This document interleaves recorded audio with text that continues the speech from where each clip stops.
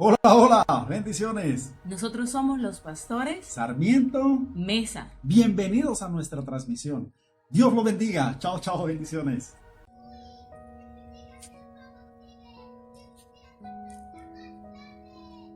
Hola a todos, Dios les bendiga en esta hora. Quiero saludarles de Cúcuta, Colombia y compartir esta reflexión contigo. Y hoy darle gracias a Dios porque están ustedes allí escuchando una reflexión que dará dirección a tu vida y también ministrará tu espíritu conforme a lo que Dios quiere en esta hora. En este año 2024, en mi espíritu se aquieta, tu asignación tiene una autoridad divina. A tu asignación, Dios ya te dio esa autoridad divina. Amada iglesia, recordemos en las Escrituras algo importante, algo maravilloso, que es crucial y que usted y yo hemos compartido. Cuando hablamos en Primera de Samuel, en capítulo 17, nos recordamos en la historia de lo que sucedió en la vida de David. Recordemos que David era el menor en ese tiempo y que pues ellos, sus hermanos, estaban allí y trabajaban al lado de allí de Saúl, del rey. Y en ese espacio recordemos que sus grandes batallas, que David era el que estaba a cargo de cuidar, de apacentar. Dice la palabra en el versículo 15, pero David había huido y había vuelto dejando a Saúl para apacentar las ovejas de su padre en Belén. Y dice la palabra que venía pues en aquel momento el filisteo por la mañana y por la tarde, y así lo había dicho durante 40 días. El pueblo de Israel tenía ese tiempo, esos 40 días de un ataque que el enemigo había colocado, y eso era una excusa porque la asignación que Dios le había entregado a David en ese tiempo era completamente diferente a lo que él había vivido.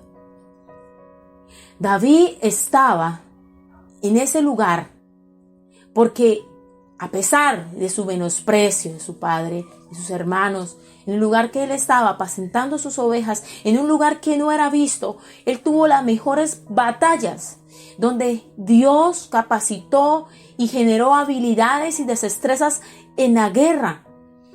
Dice la palabra de Dios que él contaba y le decía, David le respondió a Saúl y le dice, tu siervo era pastor de ovejas de su padre, y cuando venía un león o un oso y tomaba algún cordero de la manada, salía yo detrás de él y lo derribaba, lo hería y derrotaba su boca, y llevando así contra mí lo echaba a la mano y le quitaba la quijada y lo hería y lo mataba.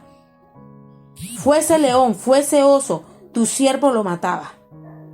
La habilidad en el desierto, en un lugar no visto, en un lugar de desprecio, en un lugar donde solo David y Dios estaba formando el rey, el que iba a ser el rey y iba a llevar la legislación del pueblo de Israel.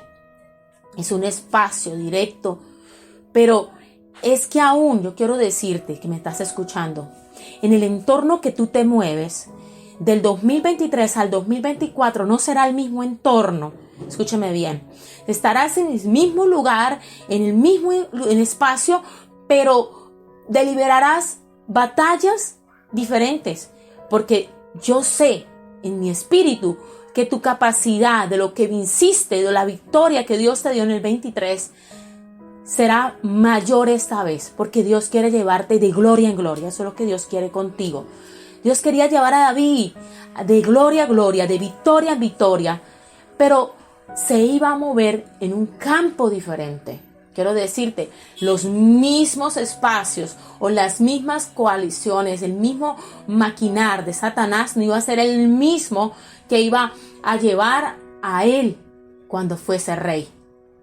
En ese espacio es donde él iba a liberar batallas, guerras, y solo iba a ser conforme a lo que dice la palabra en Efesios. Dios nos dice en su palabra, y yo quiero que usted mire allí, y dice, porque no tenemos lucha contra sangre y carne, sino contra principados, contra potestades, contra los gobernadores de las tinieblas de este siglo, contra huestes espirituales de maldad en las regiones celestes. David sabía que su guerra no era contra el papá ni contra sus hermanos.